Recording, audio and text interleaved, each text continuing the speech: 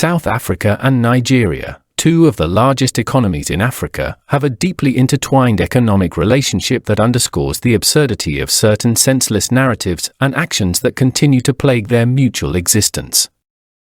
The economic interdependence between these two nations is not only crucial for their respective GDPs, but also for the broader economic stability of the continent.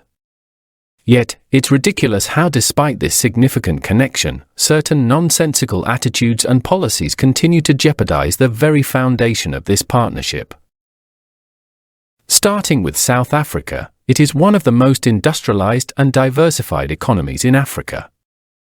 With a GDP of approximately $373.23 billion nominal and $1.026 trillion purchasing power parity in 2024, the country boasts a robust economy where the services sector alone contributes around 67.5% to the GDP. This should highlight the importance of maintaining strong international ties, especially with countries like Nigeria. However, the nonsensical disruptions often seen in this relationship beg the question of whether these economic fundamentals are fully appreciated.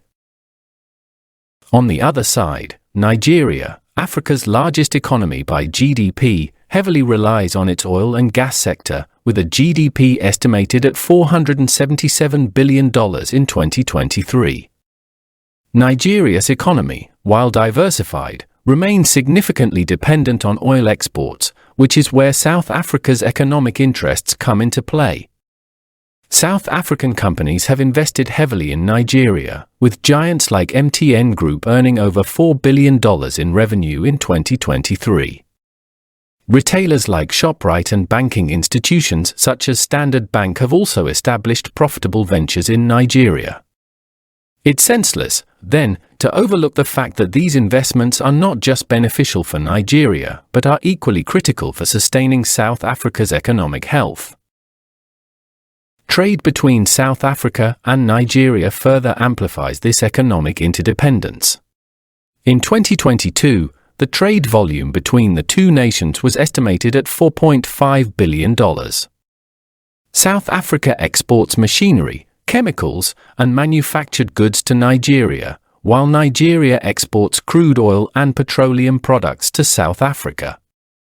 This exchange is vital for South Africa's energy needs, supporting industrial activities and, by extension, its GDP.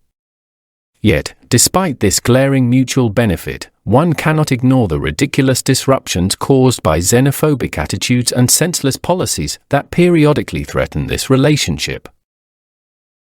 One would think that with such clear economic ties, both nations would work towards strengthening their relationship.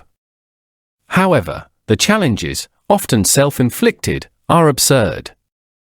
Political instability and regulatory changes in Nigeria pose risks to South African investments, but more nonsensical are the xenophobic sentiments in South Africa that can disrupt this delicate balance. These attitudes not only create a hostile environment for Nigerian nationals, but also threaten the economic stability that South African businesses derive from their Nigerian operations. It's ridiculous that a country as economically sophisticated as South Africa would allow such senseless actions to jeopardize its economic interests. In conclusion, the economic interdependence between South Africa and Nigeria is undeniable, but the continued existence of nonsensical attitudes and policies threatens to undermine this relationship. Both nations stand to gain immensely from a stable and cooperative partnership, yet absurd disruptions persist. It's high time both countries recognize the ridiculousness of allowing these issues to fester and focus instead on nurturing a relationship that has the potential to drive economic growth and stability across the continent. If you found this exploration of the economic ties between South Africa and Nigeria eye-opening, hit that like button and subscribe for more insights into how global relationships shape our world. Don't let the absurdity of xenophobia and senseless policies undermine the power of collaboration. Comment below with your thoughts. How do you think we can strengthen these vital economic bonds? Please don't forget to like, share, and subscribe.